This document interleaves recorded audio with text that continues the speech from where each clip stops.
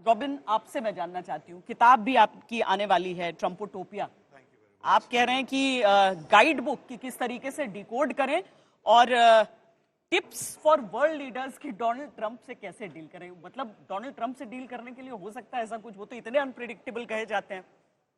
No thank you. No, Donald Trump से deal करने का डेफिनेटली टैक्टिक्स हैं। वो अपने को मास्टर ऑफ द डील कहता है, उसको कैसे काउंटर करो।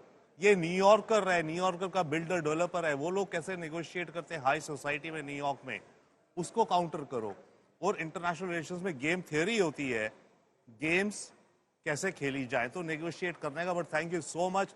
ये मेरी किताब है Trumptopia, that's a beautiful one. Thank you Shweta ji for even mentioning it out today. By the way, मैंने हैरिस पे भी लिखी है, मैंने दोनों लिखी थी 2 दिन पहले, 400 पेज की, जो भी जीते how to deal with them. Trump आए हैं और अब देखिए सुशांत सरीन जी, अमेरिकी चुनावों को लेकर हालांकि कल ही आपने वो टिप्पणी कर दी थी कि अगर आप कहते हैं कि करीबी मुकाबला है तो मैं मान लेता हूं, लेकिन आप मान नहीं रहे थे कि करीबी मुकाबला है। अब जो आंकड़े हैं जो 277 दिखा रहे हैं ट्रंप के फेवर में, वो भी कह रहे हैं कि एक बार मतलब हरियाणा से ह्यूस्टन तक हर जगह पोलस्टर्स गलत साबित हो रहे हैं दुनिया में।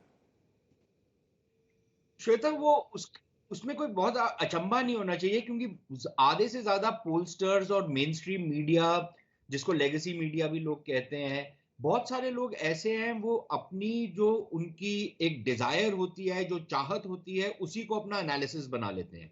अब ये हो सकता है कि मैं किसी को पसंद करता हूं, लेकिन जब मैं एक एनालिसिस करता हूं एक सिचुएशन का, तो फिर मेरे को अपनी पसंद नापसंद को अलग रखना चाहिए और जो वास्तविकता है उस पर मेरे को कमेंट करना चाहिए या एनालिसिस करना चाहिए। वो ऑब्जेक्टिविटी होनी चाहिए। वो लोग अक्सर खो देते हैं। और मैं आपको, यकीन मानिए, अमेरिकी मीडिया से ज्यादा बिकाऊ मीडिया, ये जितने New York Times, Washington Post, CNN, PNN जो हैं, जितने हैं, इनसे ज्यादा बिकाऊ मीडिया आपको दुनिया में कहीं नहीं मिलेगा। ये दुनिया भर को नसीहत देते हैं कि जर्नलिज्म क्या है, फ्रीडम ऑफ प्रेस क्या है, वगैरह वगैरह, बाकी सबके ऊपर ये लालछन लगाते रहते हैं, लेकिन इनकी खुद की औकात आपके सामने है कि आपको जो चीजें नजर आ रही हैं। देखिए, एक जमाना होता था कि जो पत्रकार होते थे या जो पोलस्टर्स होते थे, वो ना सिर्फ समाज को समझते थे, राजनीति को समझते थे, उनका एक एक कान होता था जमीन पर। वो ग्राउंड लेवल की आवाजों को सुनते थे, उसको पहचानते थे, उसका आंकलन कर सकते थे। आजकल क्या है कि ये यूट्यूबर जाते हैं, 2 लोगों से बात की, किसी से पैसा उठाया, उसकी गुणगान करना शुरू कर दिया और उसको फैलाना शुरू कर दिया। तो एक ये बहुत बड़ा, जिसको एक बायस बोलते हैं, वो बहुत ज्यादा आना शुरू हो गया है।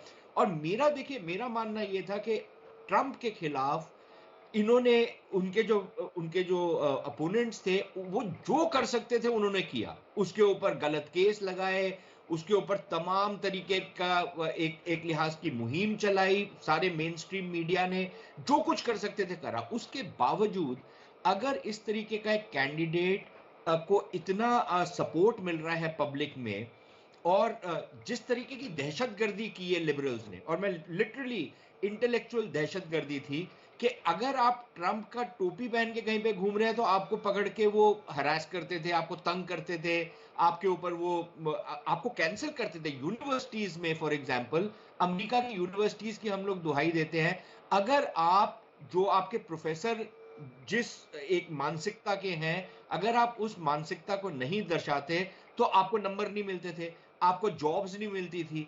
ये इस तरीके की दहशतगर्दी जो जितने लेफ्टिस्ट लिबरल्स हैं, इसीलिए मुझे लगता है कि एलन मस्क की बात को इतना उनके लिए इंपॉर्टेंस रखा, क्योंकि ट्विटर ने जहां बैन कर दिया उन्हें कि आप ट्विटर पर डोनाल्ड ट्रंप रहेंगे ही नहीं, वहां पर उस प्लेटफॉर्म को एलन मस्क ने अक्वायर किया। मैं ये नहीं कहती हूं कि उसकी वजह से किया, पर उसे अक्वायर किया, वहां पर डोनाल्ड ट्रंप का पूरा प्रतिनिधित्व रहा, कहा कि भाई यहां पर पूरी तरीके से फ्रीडम ऑफ स्पीच रहेगा।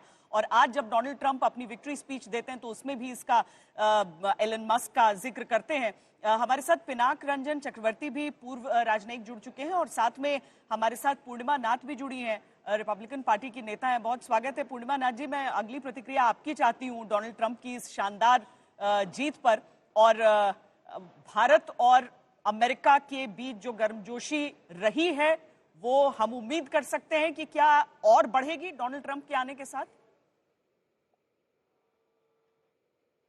excited. I'm so elated at this point of time. मेरा excitement मैं रख नहीं पा रही हूँ मुझे celebrate करना है.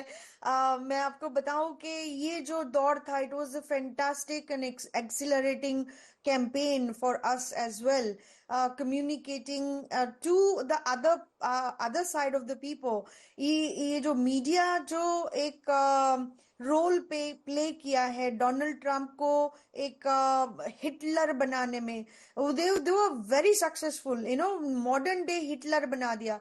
जो हिटलर 6 मिलियन जूस को प्रोसिक्यूट किए हैं, लेकिन ब्रिटिश तो इंडियंस और हिंदूज के ऊपर और भी ज्यादा अत्याचार किए. लोगों को नहीं पता उस बारे में, लेकिन they were successful in terms of communicating and making a image of Donald Trump as a modern day Hitler. And अगर आज आप इलॉन मस्क के बारे में बात कर रहे थे, आप ट्विटर के बारे में बात कर रहे थे, आज अगर हमारे हाथ में ट्विटर नहीं होता, डोनाल्ड ट्रंप की ये जीत भी नहीं होती. ये this is specifically this credit goes to Elon Musk, because I tell you why. 99.9% of the media is on the left side. Washington Post, New York Times, Reuters, BBC, Times of India, सबको ले लो. और even the print media, the social media handles, so the Facebook हो या Instagram, WhatsApp, सब तो left media के हाथ में थे. सिर्फ एक हमारे हाथ में थे, जो वो ट्विटर. इलॉन मस्क एक नया ट्वीट लिखा है, you are the media today. And it is true, because उनके बिना वो अगर ट्विटर एक्वायर नहीं करते, डोनाल्ड ट्रंप आज नहीं होता और हमारे जैसे लोग को जेल में घुसाया जाता. This was the situation in this country. अगर डोनाल्ड ट्रंप भी नहीं आते, उनको फेक केस में फ्रेम करके उनको जेल में डाल दिया जाता. This is exactly what they were planning to, not just Donald जोश, आपके उत्साह को देखकर शायद लोगों को ऐसा लग सकता है कि वहां पर देर शाम हो रही है, लेकिन बहुत सुबह सुबह का वक्त है. प्रमित भी इस बात पर बहुत मुस्कुरा रहे हैं. मैं आती हूँ प्रमित आपके पास, लेकिन पहले पिनाक रंजन चक्रवर्ती जी, आपसे मैं जानना चाहती हूँ कि आपकी क्या राय है इस समय डोनाल्ड ट्रंप की इतनी बड़ी जीत पर, और आने वाले दिनों में जब हम भारत अमेरिका रिश्तों की बात करते हैं तो उनको लेकर. कई बिंदु हैं. एक तो ट्रंप साहब को जो हैरेसमेंट हुआ है, जो अभी आपने सुना, उसका एक वो कारण है. उधर का कमला हैरिस जो है, उनका जो एक्सपीरियंस है वो ट्रंप के कंपैरिजन में कम है. वो लेट एंट्रेंट है, और वो भी डेमोक्रेटिक पार्टी ने उसको एक डिफॉल्ट ऑप्शन बना के उनको नॉमिनेशन दिलवाया था. कमला हैरिस बाइडेन के मतलब छाया में रहती थी, और उनकी जो नीतियां हैं कोई जानता नहीं है एग्जैक्टली कि क्या नीतियां हैं. उनकी इमेज जो है वो है कि भाई वो चुपचाप रहती थी, ज्यादा नहीं बोलती थी. पर अब लग रहा है कि उन्होंने ये भी कहा कि उन्होंने अपना कोई विजन नहीं दिखाया कि मैं आके प्रेसिडेंट बन के क्या करूंगी. और उधर उसके विपरीत ट्रंप साहब खुलेआम बोल रहे थे कि वो क्या करेंगे. वो स्पष्ट वक्ता है. इसीलिए मुझे लगता है कि और अमेरिकन पीपल जो है थोड़ा इकोनॉमिक जो डाउनटर्न या जो भी है, इकोनॉमिक इन्फ्लेशन, अनएम्प्लॉयमेंट वगैरह, उससे काफी तंग आ चुके थे.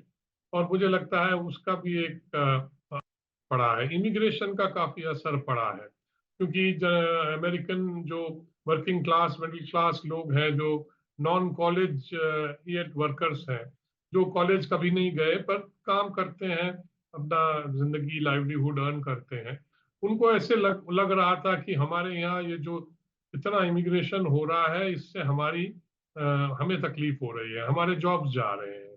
और फिर चाइना का मामला था कि चाइना से इतना सस्ता माल आ रहा है, अमेरिकन इंडस्ट्री खत्म हो रहा है. ये तो ट्रंप ने पहले भी कहा था कि मैं इंडस्ट्री को वापस लाना चाहता हूं.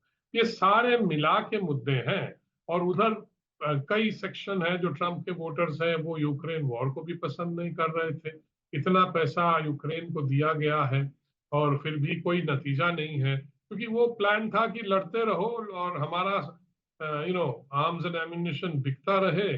पर उसका पैसा कहाँ से आ रहा था? अमेरिकन टैक्स पेयर दे रहा था ना, क्योंकि वही जो अलॉटमेंट होता था, एलोकेशन ऑफ फंड्स जो अमेरिकन एडमिनिस्ट्रेशन कर रहा था, उसके वो हथियार खरीद के उनको दे रहा था, वो अमेरिकन मनी ही जा रहा था, और फिर और उससे यूक्रेनियन लड़ रहे थे, और उधर पुतिन और अमेरिकन और ट्रम्प के मतलब एक ताल्लुकात थे हिस्टोरिकल। तो मुझे लगता है उन्होंने तो कह ही दिया था कि मैं तो शुरू में ही उसको यूक्रेन के वॉर को बंद करूंगा।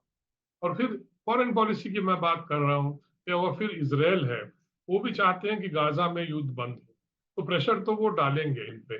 उनका मेन मकसद ईरान है, तो वो कहेंगे कि ये गाजा और वगैरह बंद करके let us concentrate on Iran. तो मुझे लगता है ये in short will be the approach. India के साथ उनका एक, मैं तो कहूंगा, मैंने ये इस्तेमाल किया ये phrase, it will be a mixed bag. देखिए, हम लोगों के जो रिश्ते हैं, वो जो मतलब संबंध है इंडिया यूएस के, एक स्तर पर पहुंच गया है। उसको उसको तोड़ना या उसको पुश बैक करना या रोल बैक करना शायद संभव नहीं है, पर कई चीजों पे पॉजिटिवनेस आएगा और कई चीजों में नेगेटिवनेस भी आएगा। ये दिलचस्प है। और देखिए, एक और जो डेवलपमेंट इसके साथ ही हो गया था कि यहाँ डोनाल्ड ट्रंप की एक तरफ जीत हुई और वहां पर हूथीज की तरफ से ये कह दिया गया कि भाई हमारी जो कार्रवाई चल रही थी इसराइल के विरुद्ध, दरअसल वो सिर्फ डिफेंसिव पर्पसेस के लिए थी। तो इससे हम उम्मीद कर सकते हैं कि शायद ये जो कुछ ऐसे संगठन रहे जो सीधे सीधे युद्ध नहीं लड़ा, प्रॉक्सीज के जरिए चल रहा था, वो सारी चीजें समाप्त हो, क्योंकि पूरी दुनिया की अर्थव्यवस्था पर असर पड़ता है।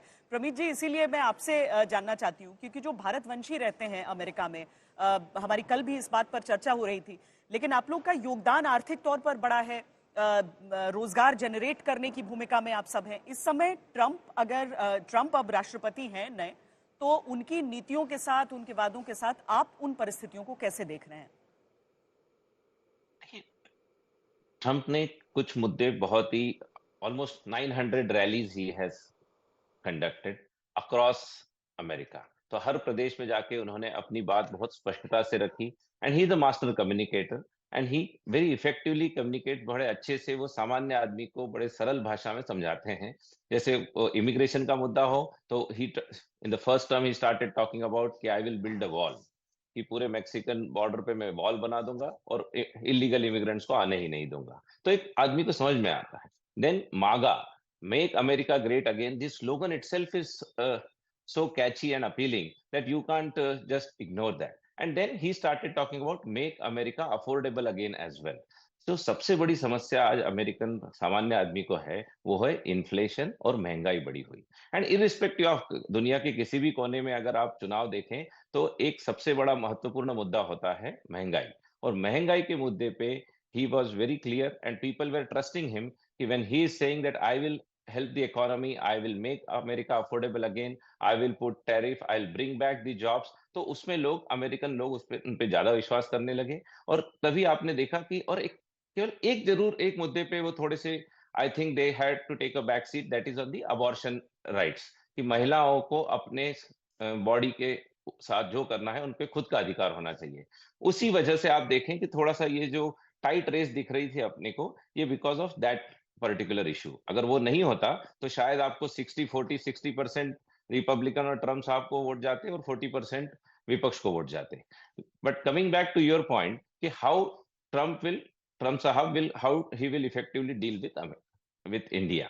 तो इंडिया के लिए मैं कहूंगा कि भी शॉर्ट टर्म में तो बड़ा अच्छा मौका है। It is quite well known कि ट्रम्प साहब चाइना को पसंद नहीं करते हैं, and he is extremely vocal about it. And this time he will have full support because उनके हाउस ऑफ रिप्रेजेंटेटिव में मेजॉरिटी है, सीनेट हैज फ्लिप्ड, तो सीनेट में मेजॉरिटी है। so when you have white house, when you have house of representative and we have senate, so you can do almost everything that you can think on and if you want, and that's why he is going to go in a very fast speed on implementing all these changes.